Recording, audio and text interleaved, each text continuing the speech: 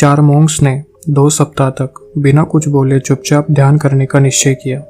उन्होंने अपने इस अभ्यास के प्रतीक के रूप में एक मोमबत्ती जलाई, जो कि उन्हें हर वक्त याद दिलाती रहेगी कि उन्हें बिना कुछ बोले बस ध्यान करना है। इसके बाद उन्होंने ध्यान करना शुरू किया।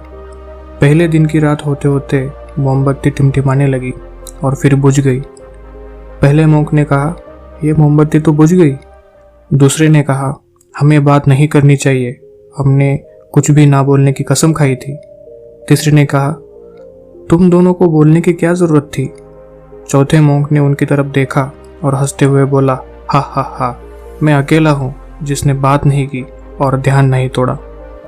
दोस्तों, सभी की अपनी अलग अलग वजह थी, लेकिन चारों में से किसी ने भी स्थिति को सुधारने का प्रयास नहीं किया और अपना ध्यान तोड़ दिया। उसी आश्रम में चारों के अलावा एक बूढ़ा मॉन्क भी था और वो उनकी तरफ ध्यान दिए बिना ध्यान करता रहा। उसने बिना एक शब्द बोले उन चारों को ही उनकी गलती का एहसास करा दिया, जो कि वो चारों बोलकर भी ना कर पाए। दोस्तों, इस कहानी से हमें यह सीखने को मिलता है कि आज की पीढ़ी के लोगों के साथ समस्या यही है कि हम सब मौन की भाषा भूल गए हैं। इसलिए हमें व्याकुलता, चिंता, क्रोध और गर्व के साथ कोई भी निर्णय ले लेते हैं और बाद में पछताते हैं। बिना सोचे समझे और ज़रूरत से ज़्यादा बोलने पर हमें औरों के सामने शर्मिंदा होना पड़ता है। तो हम गलती कहाँ और कैसे करते हैं?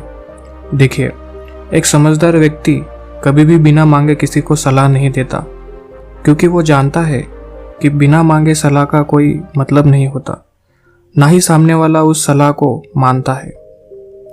लेकिन आजकल लोगों ने अपनी प्रॉब्लम्स बताई नहीं कि हम सलाह देना शुरू कर देते हैं, जबकि लोग हमसे कुछ नहीं सुनना चाहते, बल्कि वो चाहते हैं कि हम उनकी बातों को ध्यान से सुनें, जिससे उन्हें कुछ समय के लिए शांति महसूस होती है।